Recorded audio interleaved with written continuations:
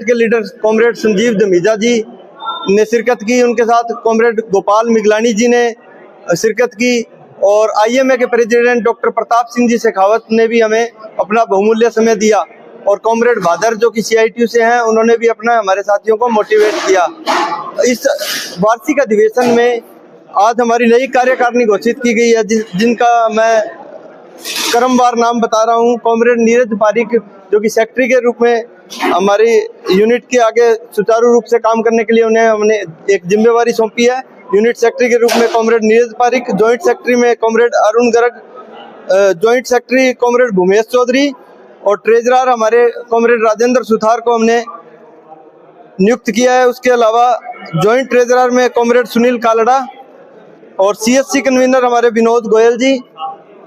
Joint CSC में comrade Mahesh, veterinary convener comrade Tarun Bansal और joint veterinary convener comrade Purushottam Bansal और media प्रभारी कॉमरेड मनदीप को हमने मनोनीत किया है, जो कि आगे हमारी इकाई का सुचारू रूप से संचालन करके मैं इन सभी सदस्यों को हार्दिक बधाई देता हूं और इस हमारी यूनिट हनुमानगढ़ यूनिट की RMSRU की इकाई को बहुत बुलंदियों तक ले जाने के लिए मैं इनको शुभकामनाएं प्रेषित करता हूं।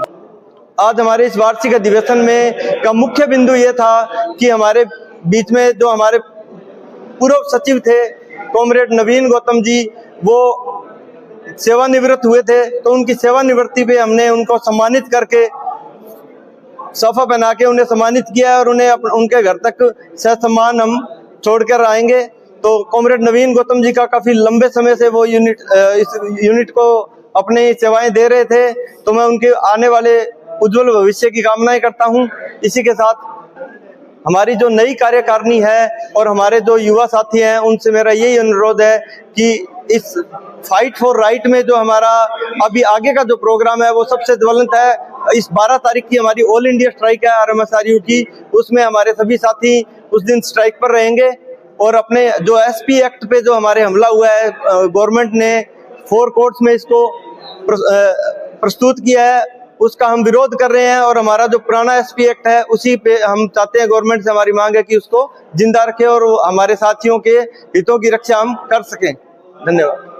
आज जो वार्षिक अधिवेशन CITU भवन टिब्बी रोड हनुमानगढ़ में हुआ, उसमें ये है कि जो SP एक्ट पहले जो 50 साल पुराना एक्ट था उसको गवर्नमेंट ने अभी खत्म करने के प्रयास किए हैं। हम सभी यहाँ पे इकट्ठा हुए हैं और ये निर्धारित हुआ कि इस SP एक्ट को बचाना है, जिससे हमारी नौकरियां जो लंबी चल सके और जो नए 4 कानून जो पुराने कानूनों को डिसॉल्व करके गवर्नमेंट लेके आई है, हम चाहते हैं कि इन 4 कानूनों को रद्द करके फिर से पुराने कानून लागू किए जाएं ताकि हमारे